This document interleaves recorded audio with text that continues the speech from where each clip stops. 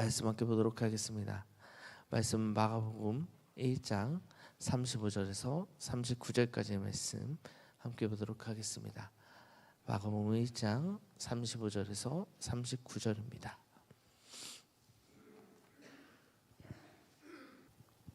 우리 한 구절씩 교독하도록 하겠습니다. 새벽 아직도 밝기 전에 예수께서 일어나다가 한적한 곳으로 가사 거기서 기도하시더니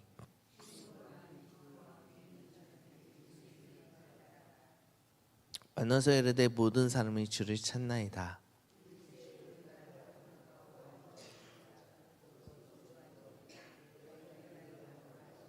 네, 함께 읽겠습니다. 이에 온 갈릴리에 다니시며 그들이 여러 회당에서 전도하시고 또 귀신들을 내쫓으시더라. 아멘. 할렐루야. 네, 오늘도 이 자리에 함께한 여러분을 주님의 이름으로 사랑하고 축복합니다. 네, 담임 목사님께서는 오늘부터 외부 일정이 있으셔서 금요일 날 돌아오십니다. 이를 위해서 함께 기도해 주셨으면 좋겠습니다. 네, 그래서 제가 오늘부터 수요일 저녁까지 총 4번의 타임에 말씀을 준비하게 되었습니다. 그러면서 어떤 말씀을 여러분들과 이 시간에, 또한 사순절이잖아요. 이때에 우리가 어떤 말씀을 전하면 좋을까 고민하고 기도하고 있었습니다. 그런데 어제 담임 목사님 설교 말씀 중에서 고린도서 4장 10절 말씀이 제 마음에 확 와닿게 되었습니다. 그 말씀은 무엇이냐면 우리가 항상 예수의 죽음을 몸에 짊어지면 예수의 생명이 또한 우리 몸에 나타나게 하려 함이니라 라는 말씀이었습니다. 정말 우리가 그렇다면 이 예수의 생명이 우리 안에 나타나서 정말 그리스도인이라면 정말 우리 안에 그 예수의 생명이 나타나야 되는데, 그럼 그 예수님은 누구시고 또한 그 예수의 생명이 어떻게 해야 우리의 삶에 나타날 수 있을지, 저는 이 4번의 시간을 통해 부족하지만 이 말씀을 나누고자 준비하고 있었습니다. 그렇다면 예수의 생명이 가장 잘 드러나거나 예수의 생명을 가장 잘 표현한 말씀들은 어디 있을까?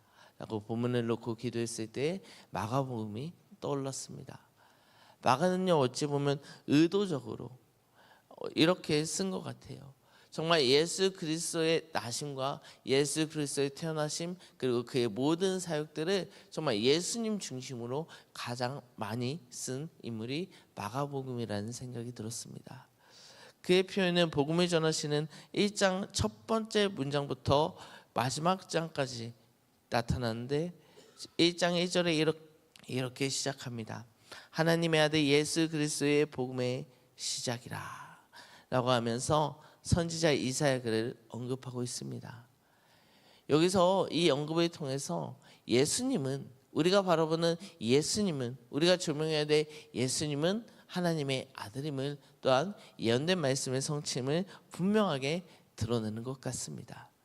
그리고 이어지는 9절부터 11절까지의 말씀을 보면 세례를 받으시는 장면이 등장하는데, 여기서도 이 마가는 예수님의 힘, 예수님의 능력을 강조하기 위해서 예수님께 세례를 주는 이 세례요한이 누구인지 정말 짤막한 한 줄의 문장으로 표현하면서 이는 무엇을 강조할까요? 예수님께서 세례를 받은 그 이후에 나타나는 현상들을 마가는 강조하고 있습니다. 예수님께서 세례를 받으시자 하늘에서 천사들이 그를 수종했다는 말씀을 강조함으로 인해서 예수 그리스도의 나심과 예수 그리스도가 정말 우리를 위해 오셨고 그분이 어떤 일을 앞으로 해나가실지에 대해서 마가는 설명하고 있는 것이죠. 그리고 마가는 의도적으로 예수님께서 시험받는 말씀에 대해 12절과 13절의 말씀을 통해서 마태에 비해서 또는 누가에 비해서 굉장히 짧게 2절만 표현하고 있습니다. 저는 이것을 옛날에 마태복음 말씀을 통해서 여러분들과 나누면서 이런 얘기를 했습니다. 정말 예수님께서 하나님의 아들이시고 정말 위대하신 분인데 그분이 왜 시험을 받으셨을까? 이런 말씀이 왜 이렇게 길게 써있을까? 이런 이야기를 하면서 정말 예수님이 하나님의 아들됨이 이 말씀을 통해서 조금은 평가가 떨어지는 것이 아닌가라는 그런 표현도 했는데요. 마가도 이를 알았던 것 같아요. 안 적을 수는 없고 예수님께서 시험을 받으셨다라는 그 단어를 그냥 두 구절을 통해서 간단하게 끝내고 있습니다. 이는 의도적으로 마가가 예수님께서 하나님의 아들이고 그의 능력들을 강조시키고자 짤막하게 쓴 것이 아닌가라는 묵상으로 이어지게 되었습니다. 그리고 그는 갈릴리에 가서 복음을 전파하십니다. 때가 찼고 하나님의 나라가 가까이 왔으니 회개하고 복음을 믿으라 라고 말씀하고 계십니다. 1장 12절의 말씀이죠. 어찌 보면요, 우리가 무엇을 열심히 준비하다가 이 땅 시작이라고 했을 때 가장 먼저 내가 이것을 왜 시작하는지, 기획을 해도 어떤 것을 기획할 때 내가 이것을 왜 시작하고 이것을 통해 도출할 결론이 무엇일지 가장 먼저 언급을 하고 그 모든 일을 진행하지 않습니까? 예수님께서도 모든 시험을 당하시고 세례 또한 받으시고 그 다음에 가장 먼저 하신 말씀, 가장 먼저 보이신 말씀이 무엇이냐? 방금 제가 읽은 말씀, 때가 찼고 하나님의 나라가 가까이 왔으니 회개하고 복음을 믿으라 하시더라 라는 말씀입니다. 그러므로 우리는 한 가지 기억해야 될 것은 예수님께서 이 땅에 오신 목적이 무엇이냐, 예수님께서 우리에게 다가오신 목적이 무엇이냐, 하나님의 아들이신 그분께서 왜 우리를 위해 순환과 고통을 당하셨을까 라는 말씀을 우리가 묵상하려면 오늘 이 말씀, 예수님께서 가장 먼저 육성을 내신 이 말씀, 때가 찼고 하나님의 나라가 가까이 왔으니 회개하고 복음을 믿으라 하시더라 라는 이 말씀이 아닌가라고 묵상하게 되었습니다. 그러므로 예수님께서 이 땅에 오신 이유는 자기를 위해서가 아니고 때가 찼음을 알려주기 위해서, 하나님 나라가 가까이 왔음을 알려주기 위해서, 그로 인하여서 이 땅을 살아가는 우리가 회개하고 하나님의 말씀을 듣고자 하기 위해서 예수님께서 이 땅에 오신 것임을 우리는 분명히 기억해야 할 것입니다. 그런데 이렇게 하고 예수님께서 어떠한 모습을 보이셨습니까? 그러면 본인이 때가 찼고 하나님 나라가 가까이 왔으니 회개하고 복음을 믿으라 라고 선포하며 나가시면 될 텐데, 그 다음에 등장하는 말씀이 어부들을 부르시는 말씀입니다. 그래서 제자들을 모으시죠. 그리고 또한 그 뒤에 말씀은 무슨 말씀입니까? 더러운 귀신 들린 사람을 고치십니다. 그리고 또한 많은 사람들을 고치시고요. 그리고 우리가 본문으로 읽은 말씀인 35절부터의 말씀에는 전도 여행을 떠나시다 라고 소제목에 적혀 있습니다. 어찌 보면 저는 이 두 가지 현상이 두 번 반복되는 그 모습을 바라보면서 정말 예수님께서는 이 땅에 오셨고 정말 우리에게 때가 찼으니 회개하고 복음을 믿으라 라는 그 말씀과 더불어서 이 일을 혼자 감당하시지 아니하고 또한 제자들을 불러서 그 천국 복음이 좀 많은 곳에, 또한 자기가 함께하는 이들에게 그 복음을 전하고자, 그리고 그들을 인하여서 정말 하나님의 천국 복음이 이 땅에 빨리빨리 선포되고자 원하셨던 모습이 제자들을 부르시고 전도 여행에 떠나시는, 그 한 곳에 앉아 하시는 것이 아니라 급하니까, 그의 마음이 너무나 급하니까 여러 곳을 다니시면서, 또는 자신이 믿을 만한 제자들을 뽑아서 너희들도 때가 찼으니 회개하고 천국 주의 말씀을 믿으라 라는 이 얘기를 많은 사람들에게 전파하라 라고 이야기하신 그 모습들이 아닐까라는 묵상으로 이어지게 되었습니다. 그렇다면 이 현상적인 것을 지금 계속 파악했는데요, 그렇다면 이것을 하시고자 하는 예수님의 근본적인 마음과 의도는 무엇일까? 무엇일까요? 담임 목사님께서 어제 설교하시면서 맨날 나누라, 섬기라 그 말씀하시면서 좀 재미있게 또는 표현하셨는데, 그게 무엇을 기반해서 나와야 될까요? 섬기고자 하는 마음, 함께하고자 하는 마음, 예수님께서 이 땅에 오고자 하는 그 마음이 무엇입니까? 정말 간절한 부르짖음 아니었을까요? 내가 찾고 하나님의 나라가 가까이 왔는데 내가 사랑하는 저 백성들이 아직도 그것을 모르고 세상을 살아가고 있구나.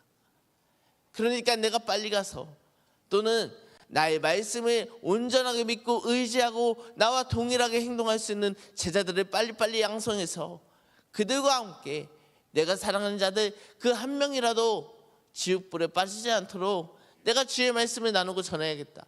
내가 힘써서 주의 복음을 전해야겠다 라는 그 의도가 예수님 마음속에 담겨져 있기 때문에 예수님께서는 제자들을 부르시고 또한 많은 이들을 고치시며 이적들을 행하시면서까지 정말 이렇게라도 내가 너의 병을 고쳐줬으니, 내가 너의 문제를 해결해 줬으니, 내가 너를 그만큼 뭐하니? 사랑하니 네가 빨리 나의 의미를 깨닫고 나의 말씀을 깨닫고 돌아오라 라는 의도로 예수님께서 이 땅에 오셨고, 정말 내가 너를 이렇게 사랑한다 라고 표현하시고자 우리를 대신해서 그 모든 순환과 고통을 당하신 것 아닐까 라는 생각을 묵상을 해보았습니다. 오늘 이 자리에 함께한 저와 여러분, 사순절이죠. 그래서 저는 어렸을 때는 사순절에 끼니라도 끼니라도 금식을 해볼까. 학생이니까 제가 그때도 그리 키가 크지도 않고 지금이랑 저는 별반 차이가 없습니다.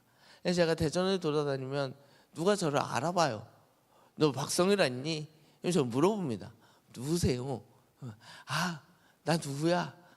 이렇게 얘기합니다. 저는 진짜로 그냥 이대로예요. 어렸을 때부터. 그러니까 저희 부모님은 얼마나 저를 먹이려고 애를 쓰셨겠어요? 근데 교회에서는 하나님의 순환, 예수님의 순환을 묵상하라고 금식을 하래요. 엄마 앞에서 어떻게 금식을 해요? 엄마가 또 뭐라고 하실 텐데.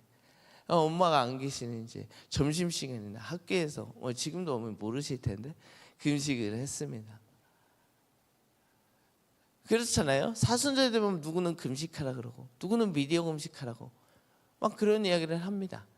저도 이제 나이가 먹고 목회자가 되고, 그래서 사순절이니까 내가 어떤 금식을 해볼까, 어떤 묵상을 해볼까, 제 마음속에 그런 고민을 계속했어요.